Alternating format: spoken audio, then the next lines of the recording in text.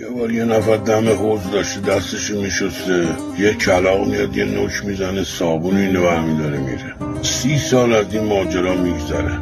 دوباره یه روز همون طرف داشته کباب درست میکرده، این کلاغه میاد یه تیکی کبابو برمیداره میبره تو لونش. تو نگو یه تیکی زغال هم به این کباب چسبیده. خلاصه خون لونش آتیش میگیره، بچه‌هاش همه میمیرن. میاد به این یارو میگه تو این کبابو براشون تو منو نفرین کردی، تمام خونمونم آتیش گرفت، بچه‌هام سوختن. میگه اینی که الان سوخته این مال اون قالب صابونی که بردی، مال این کبابه هنوز مونده، تو اونشو هنوز ندادی. آره فکر نکنی که زدی و بردی و تموم شد. کوچکترین صبر خدا 30 ساله. نمیتونی از زیر تو اونش فرار کنی. هر کس هر کاری کنه تو اونشو بس بده.